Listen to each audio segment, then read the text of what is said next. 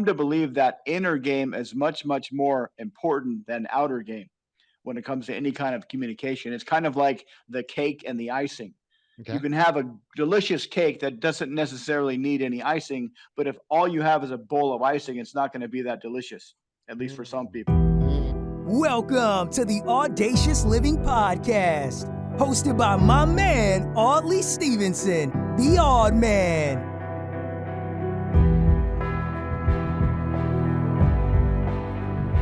Greetings and salutations. Welcome to the Audacious Living Podcast, where we inspire and empower you to live your best audacious life ever. My name is Audley Stevenson, and it's a pleasure to be here with you.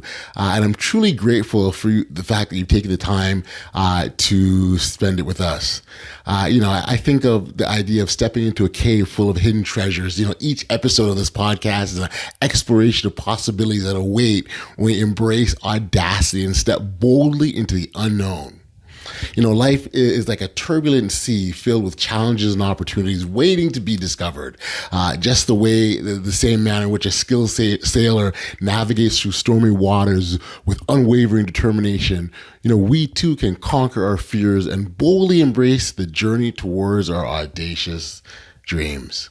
On today's episode, we dive into the power of persuasion mindset and overcoming obstacles with the incredible George Hutton, who brings a wealth of wisdom and insight to the table. George's journey is a testament to the transformative power of storytelling, self-belief, and paving the way for others to embark on their own audacious quest. I assure you absolutely will enjoy what you're about to hear. George was a lot of fun and very, very insightful. And I guarantee you'll walk away with a nugget of insight that you can use in your life. So without any further ado, here is my conversation with George Hutton. Enjoy.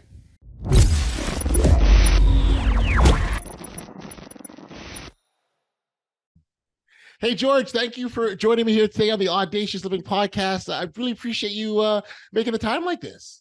Well, thanks for having me. I've been excited to talk to you for a while now, so I'm great to be here. I feel great to be here.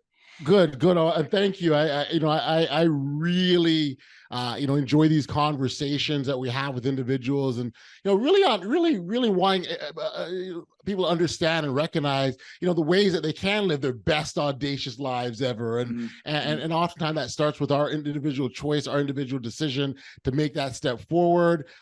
For different people, there's different things that prevent us from doing so or hold us back, and so to be able to find ways to encourage people to take that step is just thrilling for me. It really is. And so thank you for being part of this conversation, and maybe as a starting point, I can get you to discuss the work that you do and your method and how you help individuals get to that better place. Thanks. My main focus now, and has been for the past 10 years or so, are teaching people how to become more persuasive in their communication, both their written communication and their spoken communication. I started off many, many years ago as a scientist. I originally have a degree in physics. I worked in a laboratory, but then I started to get involved in copywriting. Oops, got a button there. I got involved in copywriting, and that led me to start to become curious about human nature, about why people do things. Right. And the more I trained people to become persuasive, the more I realized there is kind of two aspects of persuasion. There's our inner game, our confidence, our beliefs. Then there's our outer game, which is the way we behave and the way we speak to others. And I've come to believe that inner game is much, much more important than outer game when it comes to any kind of communication. It's kind of like the cake and the icing. Okay. You can have a delicious cake that doesn't necessarily need any icing, but if all you have is a bowl of icing, it's not going to be that delicious, at least for some people. Or another metaphor I like to use, if you can imagine a casting call for a part in a movie, and you get 1,000 actors that read the same part, they're all saying the same words, but only one or two of them is going to pass the audition. Because unless you don't have that inner kind of congruence and that inner confidence, any words you use on the outside are not really going to be that effective. So I'm still insanely interested in human nature, instincts, the things that make us tick, to let me kind of figure out the words we can say to people to persuade them. But in order to teach people how to use those words effectively, I have to figure out how to get people to fix all the the inhibitions they have on the inside and the obstacles they have on the inside to continue to move forward. Yeah, and I can certainly see how the confidence and the belief comes into play. You use the example of a casting call. I remember once, trying out for a part in a commercial or something, and I walk in the room, and everyone, all the other people, there were big, bald black guys like me, and I'm going, "Oh, we all look the same, right?" And so you're right, that distinction that you make for yourself, and it's really about how you define yourself too, isn't that, George, a big part of it? Yeah, absolutely. And one of the key understandings I come to over and over again is that most people, when they look at us, they don't know anything about us. They don't have the time to know anything about us. Most Right. people are so confused on the inside. Most of what we see is a kind of a projection of our inner world. So, however we define ourselves, they'll just accept that definition. If we define ourselves as being socially anxious and broken inside, they'll just accept that. So how we define ourselves is how other people will define us. And most people never really get that. Most people are looking to define themselves based on how other people define them. And we've kind of got it backwards most of the time. Yeah. I wonder if you could talk about the process of what defining ourselves is. I mean, we all kind of get to a point, like I think as your growth and development as a child, you grow up, and then all of a sudden you get to the point you're like, oh, like, this is who I am, and you find yourself, so to speak. I wanted to talk about that, because that really is an interesting adventure for a lot of people, isn't it?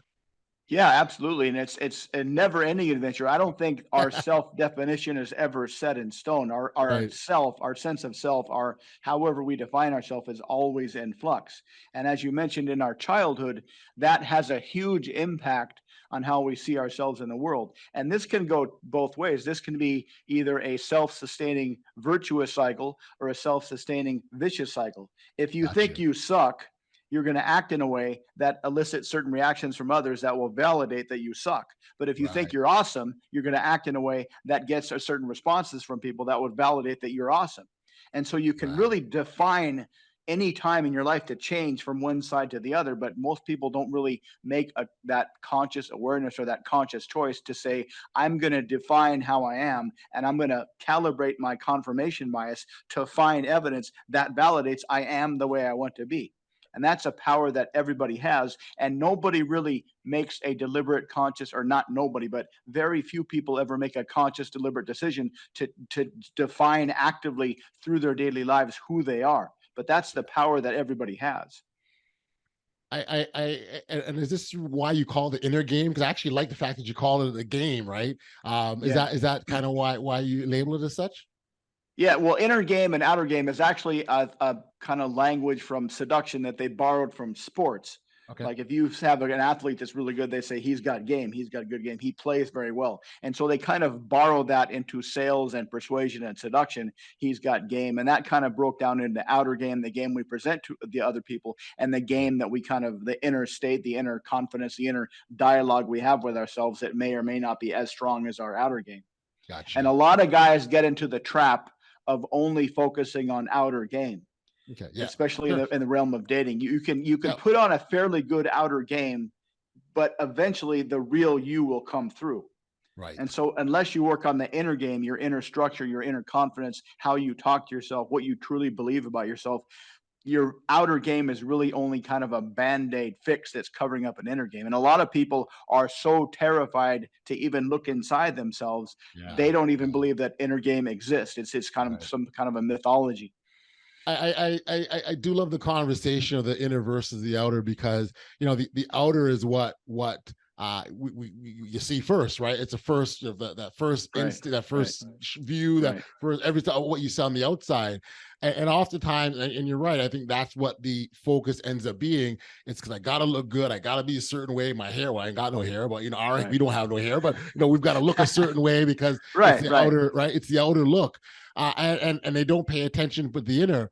But oftentimes what happens is the way we feel on the inside about who we are and what we stand for and our values, our beliefs, those things shine out, and they end up being the thing that people see. And oftentimes that's what people resonate with more than anything else. Right. There's a lot of ways to think about looks. And I believe that our physical looks aren't going to change. It's like that movie Shallow Hal. If you've seen the movie, this guy was hypnotized into seeing super, not beautiful women, but thinking they're beautiful. That actually happens to a lot greater degree than people imagine. One of my clients now that I've been coaching for a while, he used to be very, very kind of shy and introverted. He's in his 40s. He was never been told that he's attractive. And I've been having him going through these exercises where it's really building up his confidence. And now he's getting all these girls saying, hey, you're pretty cute. And how you behave on the inside will change people's perception of what you look like. Yeah. And so, and the big tragedy now is most people, when they think about dating or interacting socially, they do a lot of that through social media, and that kind of inner energy that you just talked about, that doesn't come through on social media. No. That can only come through on an interpersonal conversation. Got you. And you're right. The way, again, the way the way you live your life, even, right, it presents itself. It's loud and clear. It screams to people, George, like, this is who I am. And I think, that's why the world of, you talk about online dating, it's so skewed because of what people are looking at versus what's more important and valuable to them. So I'm glad you raised that point. I wonder if you can also touch on the importance of the inner dialogue, or that self-talk that we go through. I'm a really big fan of how we speak to ourselves, whether it's out loud or speak about ourselves, or what we say to ourselves. Because you sort of talked about the confirmatory bias, and that sort of feeds into all of those things. But it all starts with us, isn't it? Yeah, absolutely. There's a lot of these phrases from kind of self-help that sound kind of corny, but they're really true. And one of them is, what the believer believes, the prover proves. Okay. If we believe we suck, we will find evidence that we suck. If we believe we don't suck, we'll find evidence that we don't suck. And people in the world will just accept our own valuations of ourselves. And self-talk has a lot to do with it. However, I don't believe that's a very accurate metaphor, because a lot of the negative thinking we have about ourselves was programmed into us before we learned how to talk. So they kind of exist as these kind of thought structures in our brain. One of the things that scientists have found in children as young as 6 months is we have this kind of cause-effect generator in our brains, and that's a holdover from evolution. It's a lot easier to make quick causal connections in our world to keep us safe.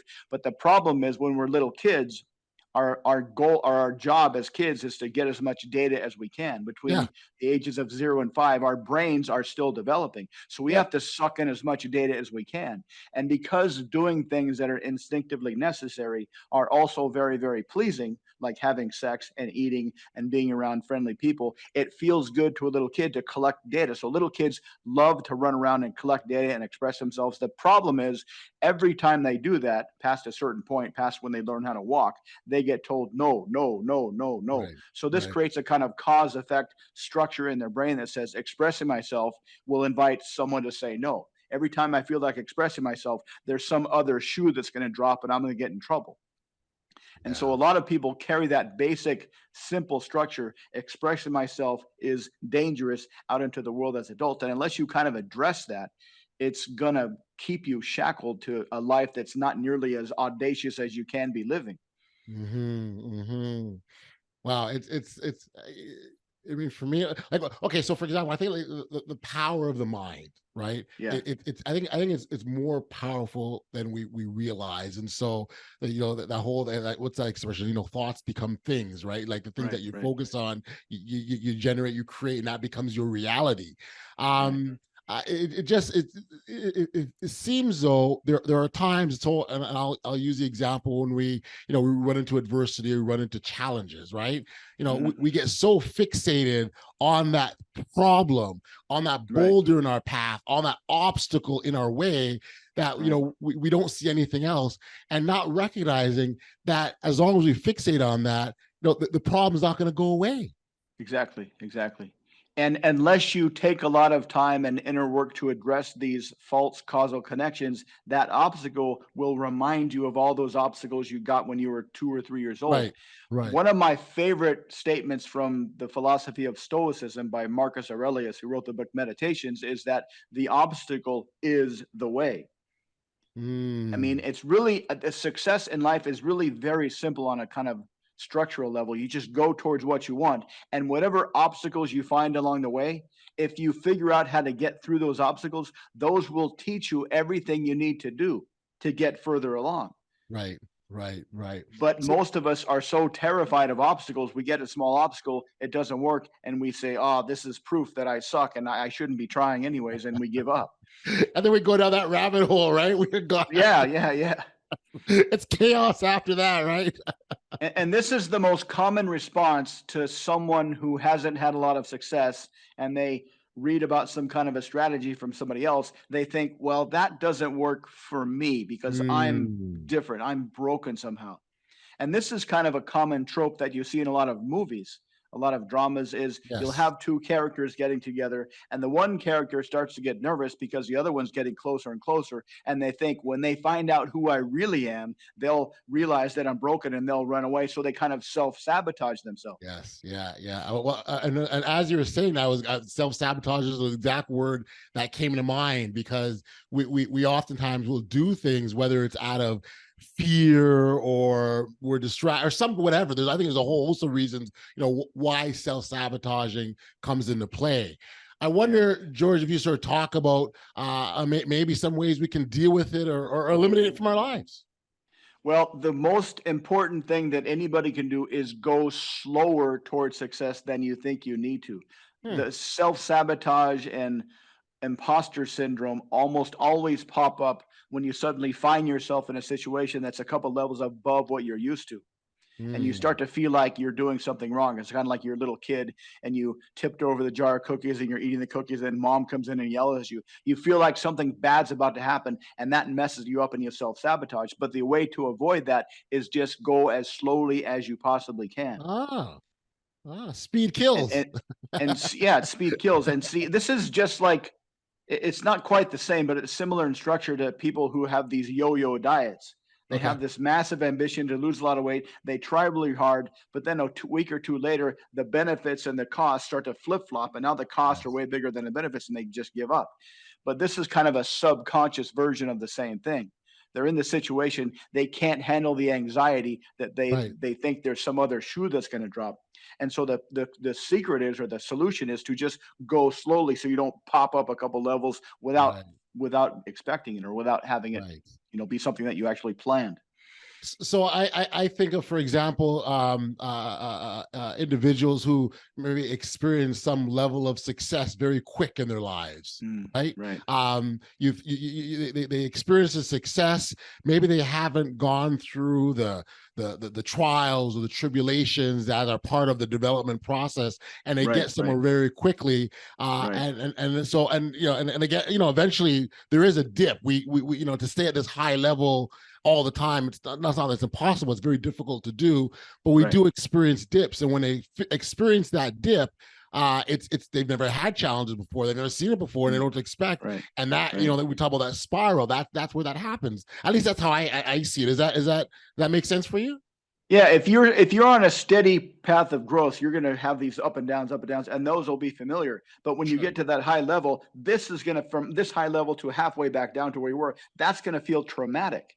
And that's going to be like, oh my gosh, this is proof that I shouldn't be here. I'm an imposter. I'm going to get in trouble. They're going to put me in jail. Oh, what should I do?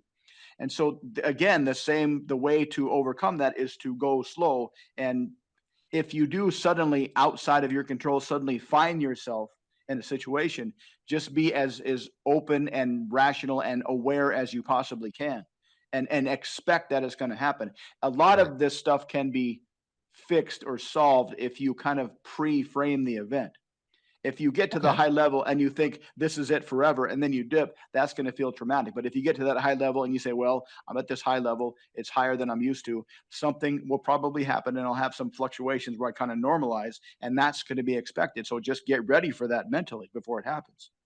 Explain pre-framing as the event. I think it's an interesting term. I'm familiar with. What can you elaborate a bit further? Well, a frame is kind of the meaning of an event, the meaning of a conversation. A guy is talking to a girl in a bar. The meaning of this event, according to him, is he'll hopefully get a number. But the meaning of the event for her is she'll hopefully get a couple of free drinks. And generally speaking, when two people are talking in a conversation, whoever has the strongest frame will kind of guide the outcome of the conversation. Pre-framing simply means that you decide what's going to happen before you go into a situation. You kind of plan the situation. An example I use is most people, when they go shopping, they get out-framed by the supermarket. They go to the store, they have kind of a list of stuff to buy in their mind, but then they come out with a whole shopping cart full of ice cream and frozen Tostitos and whatever. I put my head down. And so in order to pre-frame your shopping experience, you go in there with a list and you say, I'm only going to get these things from the list. And you don't let the supermarket out-frame you. Right. Or if you're going to a bar to talk to ladies, you look at a girl and you decide what the frame is for the conversation before you start talking to her. Most people find themselves in conversations, and then when they're halfway through the conversation, they decide what they want the frame to be, but then it's too late. But if you decide beforehand what the meaning of the event is, then you're going to be much better off. So when you have that previous thing where you have a much higher level than you were, and you pre-frame the dip when you say, well, this dip is going to come in, and that means that I'm in a good place because I'll just kind of bounce around and level off. Right. This is evidence that I should be here. Whereas if you don't pre-frame that and it comes and you're trying to define the meaning as you're falling down, it's going to be a lot harder to maintain control of what's going on. I can see where that pre-framing activity or exercise can be a very good sort of mental preparation technique, if you will. Yes, absolutely, absolutely. Right, regardless what situation you're going into. I mean, whether you're going dating or the business room, I think if you're pre-framing it all, like it just kind of almost like I was like psyching yourself up or something like that. Does that make sense? Yeah, psyching yourself up is similar. It's kind of an emotional thing, but pre-framing is when you say, I'm going to this meeting. These are the outcomes I want. If I get more than that, fantastic. But this is the main reason I'm going in this meeting. And this is kind of relates to the idea of people that expect to get lucky in life versus people that kind of slowly can build their lives as they're going through. It's not as exciting as being lucky. I mean, everyone dreams about magic stuff falling in their lap and falling into a riches or whatever. But when you pre-frame your life, you're really much more in control of the stuff that happens. You're not controlling the stuff that happens, but you're in control of the meaning you give to the stuff that happens. So you feel much more on purpose. You feel much confident. You feel much more somebody who's actually creating something than someone's just waiting around for good things to happen and hopefully no bad things will happen. The meaning that we give to something, that's a key line there. The meaning that we give to it, because that tells us how significant something is or not based on what we assign that meaning to be. Right. Wow. And going back to our previous discussion about this childhood experiences, the same structure works with that. You go back into your memory, you find some of those memories where you got told no, and you change the meaning of that event. Because when you're a little kid and you're 3 or 4 and you're saying, I want this, and you're being yelled at by your parents, that meaning that you assume as a 4-year-old kid will be that I'm unworthy and something's wrong with me. But if you go back and relive that memory and reframe it to be your mom was angry or whatever, and it's got nothing to do with you, then that's much less of a traumatic event. And you can slowly find those memories and whittle them away, and that will change how you behave in the world as an adult. Right. I'm just very fascinated with just the work that you do around this persuasion or mind persuasion, and hypnosis is a part of what you do as well. Can you sort of talk about how that sort of feeds into this? Or well, there's a lot of different kinds of hypnosis. There's direct hypnosis where you know you're going to be hypnotized and you kind of relax and you follow along. There's highway hypnosis. There's movie hypnosis, there's book reading hypnosis, there's stage hypnosis, but the kind of hypnosis I deal with is called conversational hypnosis, which is a kind of a augmented version of storytelling hypnosis. Okay. And conversational hypnosis was invented by a guy named Dr. Milton Erickson back in, I think, the 30s or the 40s. And he had kind of a Walter White experience. Okay. If you remember Walter White from the TV show Breaking Bad. Yeah. Every season, Walter White thought that he was going to die. He accepted his death, but then he didn't die. And every time on the other side of accepting his death, he became more of an evil villain. But when Milton Erickson was a kid, he had polio, and he heard the doctor talking to his mom saying, I don't think your son's going to make it. Your son's not going to last much longer. And so as a kid, he accepted his death, but then he didn't die. And that made him much more of an explorer of the human mind. And he was the kind of guy that went to become a doctor, a medical doctor, and he would help people therapeutically. And he would experiment just outside the box, outside their brain, experiment with how he talked to them and kind of reframe their meanings of things. And so he developed this kind of a conversational style where he would start telling these stories, and these stories would kind of pace their problem, but then they would kind of solve the problem, similar to how Joseph Campbell's hero's journey stories, I think, helped ancient cave people become more confident, because the basic structure of a Joseph Campbell story is you have this young orphan. He doesn't know what he's doing. He gets forced out of his comfort zone. He has to become a hero. He has to kill the big monster, save the tribe, and live happily ever after. And that's the life way of the basic hunter-gatherer. They have to grow up. They have to be confident. They have to kill an animal so they can feed the tribe. And so he took that same kind of storytelling technique, but he would tell these very, very, very convoluted, hard to follow stories. And he would use all these technology within the stories. So the patient listening to these stories wouldn't have any idea what he was talking to. They would leave after about an hour. What just happened? But they would go home, and a couple of weeks later, their problem would have vanished. So it's a kind of way to take basic advice, but you tell it in a way so it gets into the patient's brain or the customer's brain, and they kind of figure out how to overcome their own problems on their own, and they kind of feel a sense of ownership. It's kind of a very elegant application of Dale Carnegie's idea that you can get anybody to do anything so long as they believe it was their idea. Right. So subtle sort of a very subtle persuasion technique where you kind of maybe just drop in an idea. Is that kind of what we're right? Yeah, there's a lot of different techniques. There's a couple of linguists, a computer programmer and a linguist, kind of reverse engineered Milton Erickson's language patterns. They took down all his transcripts and they found all these structures within there, and that kind of makes up what's called the Milton model, which is the body of work that is generally called conversational hypnosis. And what makes this so effective, George? Because it allows the customer to find the answer on their own, in their own way, and feel a sense of ownership for that. So the answer was always within. And exactly. So he tells all these stories to help them kind of see things from a different perspective. It's just like a little kid who's in a caveman tribe, and he's terrified of killing an animal. But over the course of 3 or 4 years, he hears all these stories of how Luke Skywalker blew up the Death Star and how Harry Potter killed Voldemort. And so when he grows up, he's like, I want to be like that. And he's motivated to be like the heroes in his story. It's the same kind of thing. He uses these fictional characters that kind of motivate the listener to want to be like these fictional characters who just happen to have the same problem structure and solution structure that the patient has. Right. It makes sense, right? So through storytelling, and it does it in a way. And what I like about that is it plants this seed, right? It plants this seed that allows the individual, or allows me, let's say, to see the possibilities of what can be.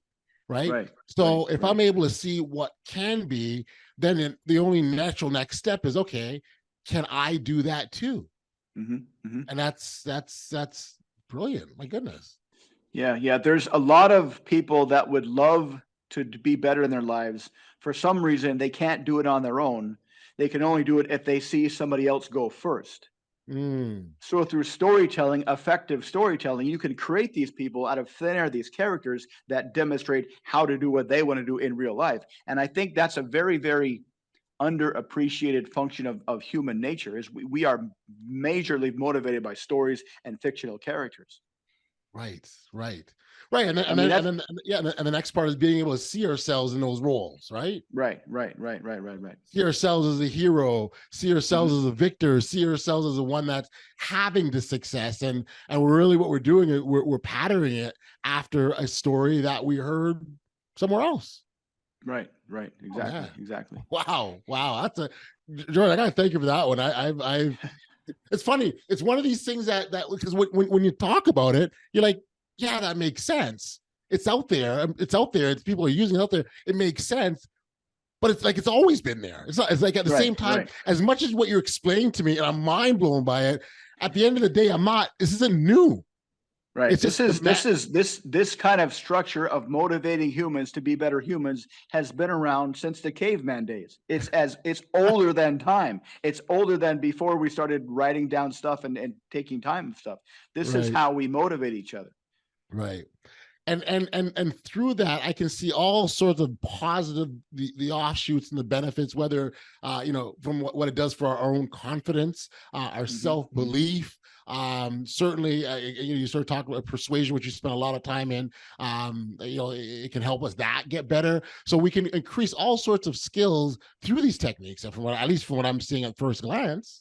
Right. As I mentioned before, the real secret of success is relatively easy. Just go towards something that you want to achieve, something better, anything better. In fact, I recommend setting traditional goals is not the best way. I recommend setting what I call horizon goals. Whereas you think a year from now, I'm going to have better relationships. A year from now, I'll have a better income. A year from now, I'll have better social skills. And that always resets every day. Every day you have this vague idea of a better you that exists a year from now. And all you need to do is move forward and have the confidence to overcome the obstacles that you will inevitably get there. And these stories are designed from evolution to help us have the confidence to keep going forward. So it's really simple. It's really simple. It's really easy to get lost up in the weeds if we see the obstacle and we think, why me? Why is life like this? Let me study philosophy. Let me study this guy. But it's just really just a matter of powering forward or slowly powering forward and consuming all these stories to motivate you to keep going forward. The stories we tell ourselves. That's it. Yeah. And most of us have terrible stories in our heads. We have stories from parents and teachers yelling at us, you'll never be anything when you grow up. Right. You're a failure. Oh. Yeah. And that's the tragedy of human life. Yes. It's funny when you talk about the obstacles. Myself personally, when I encounter obstacles, and sometimes whether it's one or two or a succession, a whole bunch of them, in my mind it's like, well, it's like I'm going in the right direction. Like I'm encountering resistance because I'm going in the direction I should go. If I didn't have a problem, I could be on my couch watching Netflix. That's easy to do, right? That's easy to do. There's no problems there outside of maybe the batteries in your remote dying, right? That's it. Everything else is good. But when you're not doing the comfortable stuff and you're moving away to the things that are challenging, and it's like, okay, and then what happens, and there's a beauty of it for me, is that I'll run into an obstacle and I'll figure out a way out, because I just got to figure it out. And I kind of put that in my backpack and go, okay, great, I got a success there. And I went on another problem, like, well, you know what? I did this before, and maybe it's a mind persuasion technique I'm doing it myself, whatever. But the point is, it's recognizing I got some successes behind me. So what's in front of me is tough, but I did it before, and there's no reason why I can't do it again. Exactly. That's the secret of momentum. In my opinion, momentum is a cajillion times better than motivation, which is, again, why I recommend you go as slowly as you can. Because when you're actually starting to make progress, it might take a few months, it might take a while, but when you start making progress and you look behind you and you see where you've come and you look ahead of you and you see where you're going, that is the greatest feeling you can have as a human, I think. Yeah. Slow, steady progress towards better and better future. And the more you overcome those obstacles, like you said, the more you'll have commitment and consistency, which is the law of persuasion that says we tend to do what we tend to do. And if you tend to overcome obstacles, you'll just keep overcoming more and more obstacles. Right. It's just that's the path of a human life, consistent forward momentum to better and better things. But that's something that needs to be jump-started for most people. That's something that does not happen automatically.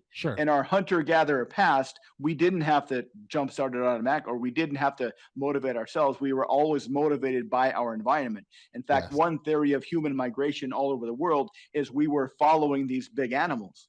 Yes. We didn't have a choice. We weren't doing it because it was fun, because we were doing it because if we didn't, we'd starve to death. So we had to keep moving forward. We had to keep following these animals wherever they went, however cold or hot it was, or how steep the mountains were. We didn't have a choice. But today, there's nothing forcing us on our own hero's journey. We have to kind of do it ourselves. And that's probably the hardest part, is getting started doing that. Right. Well, but once you get that jump start, that kick start. Yeah, it's nothing feels better, man. Yeah, no, I do love that. You talked about going slower or slowing down as one of the techniques. Are there other quick, simple things, or not simple, but other quick things that people can do to help push themselves forward? Well, go slow, and daily journaling is critical. When you look back at your day, what did I do today? What results did I get? What different thing might I try tomorrow to see what happens? One of my favorite quotes is from Dale Carnegie, who said, every time you give a speech, there's 3 speeches. There's the speech you plan to give, there's the speech you actually gave, and there's the speech you wish you would have given. Right. Every single thing in life is just like that. There's 3 aspects to it. There's the thing you plan to do, there's the thing you did, and there's the thing you wish you would have done. And so that every time you do something, that's an opportunity to think about, okay, well, maybe next time I'll try this. And so I would say the second secret, other than going slow to build momentum, is to just reevaluate at the end of the day what you did that day and think, what could I have done a little bit better? Let me try that tomorrow. Yeah, no, I do like that, because you reflect on, your journey up to that point, and then you also look ahead at the same time. So because life doesn't stop, as we know, it's a continuous. Right. So you're preparing yourself for the future, and that's a great frame of mind to be thinking in, like thinking ahead. Yeah, you kind of pre-frame each day. You get in the habit of pre-framing each day the night before the previous day, or the night after the previous day. Oh, that's awesome.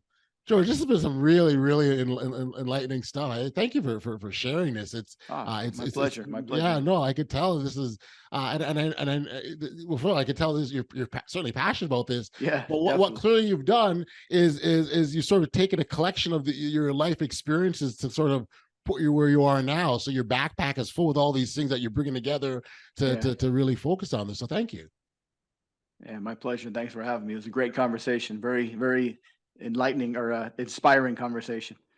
Listen, I'm leaving inspired, that's for sure. So I appreciate you for doing that. For our listeners that want to learn more about you and the mind persuasion work that you do, and the techniques, and how can they connect with you, George?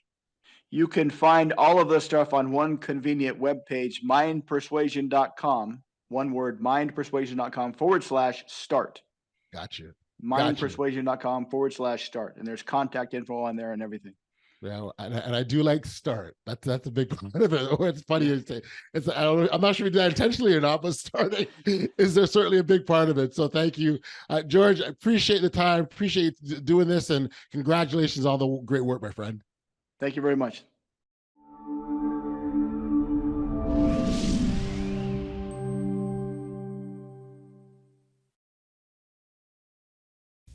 I'm back right here at the podcast, and much thanks and appreciation goes out to George for being here. I really appreciate the fact you've taken the time. So thank you, George, for doing this. Reflecting on the conversation with George, we're reminded that momentum is a key to progress. Every obstacle we overcome, every step we take brings us closer to realizing our full potential. Just like a ship sailing towards the horizon, we must stay the course, recalibrating within each new day to keep moving forward. Thank you for tuning in to the Audacious Living Podcast. Remember, your audacious life is waiting for you to embrace it. Keep pushing past those obstacles, keep setting those horizon goals, and watch as your journey unfolds. Until next time, stay safe, be kind, show love to one another, and be audacious. You've been listening to the Audacious Living Podcast, hosted by Audacious Stevenson. If you enjoyed what you heard, be sure to like, subscribe, and share. Until next time, be audacious.